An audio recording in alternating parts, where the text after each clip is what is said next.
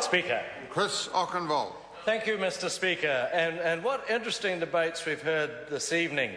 Some of them perhaps with the tongue slightly in the cheek, but there is truth and heartfelt concern in all that's been said on this side of the House. Because here we go. It doesn't take Labor long to revert to type, does it? Climb into bed with the Greens, a touch of consideration over policy, get it wrong, and then back to what they do best, back to what's safe for them, kicking employers and interfering with employment relations. Labor can't resist it. We saw it as legislation. Andrew Little will remember. He's got a good sense of history. We saw it in the last 3 periods of Labor governments, under Kirk, under David Lange, and then Helen Clark. Some of us are old enough to bear the scars of those dreadful periods of uncertainty, insecurity, and being told what to do by an overpowering government. We saw it as legislation, and now, lest we forget, it comes galloping out, all from the same stable, this time as a member's bill. It's a try-on. It's not real. It's to give the unions a fright. It's to give employees the idea that someone's on their side. And Sue does it in the firm knowledge that it won't be passed, so she can do it comfortably. And the union sycophants, the 4 of them over there, sitting tensely,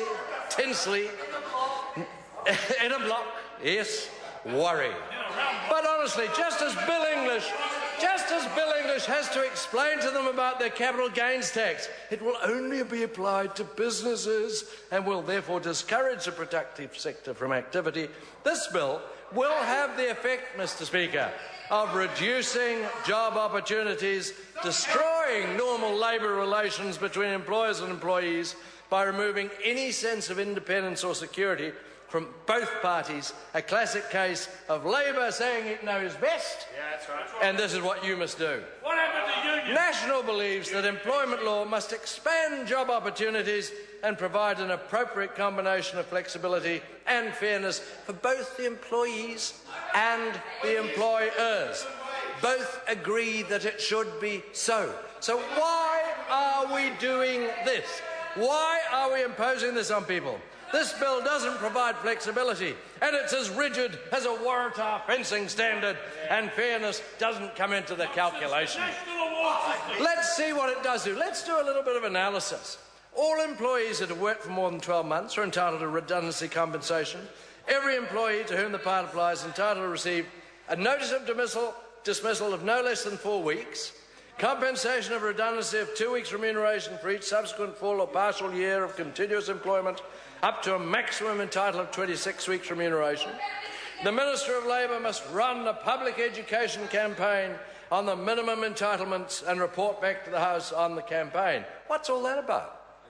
What will this do, Mr. Speaker, and what will the effect of this sort of proposal be, should it ever become law, if it ever were to do so? What effect would it have on the unions? What about the collectives? What about the union negotiators who know the people, know the employers, and know what they can do? No, cut them right out of the deal. Let's just picture a few scenarios, because over there we've got the experience of the unions. Over here, we've got people who have been both employees and employers. Over there, well, I don't know. I don't know what Sue Maroney did before she came in. But I'd say the first thing that will happen is that this will be a big disincentive to hire more staff. Just think of it down on the West Coast, already knocked about, employers just getting some breaks, tourism numbers lifting. Shall we take on a new person in these somewhat shaky times? Or shall we make do, take on temporary staff, maybe on contract, so that if things do go wrong, at least we won't be wiped out completely? Mr. Speaker, we've heard the sorts of figures that could be involved in terms of cost of business. This would create a disincentive for employers to retain and to promote staff. This bill, the levels that this legislation determines, would make redundancy unaffordable for most businesses. For most businesses, redundancy is a last resort. Employers actually do like their staff. Why does Labor always paint them as Dickensian evil characters? Mr Speaker, finally, this bill is unnecessary. If it's so good, how come Labor didn't see fit to bring it in during their 9 years in government? This is a try-on designed to cause a rift in employment relations. Time has expired. Make Labor look good, and it doesn't. Thank you, Mr Speaker. Barbara Stewart. Thank you.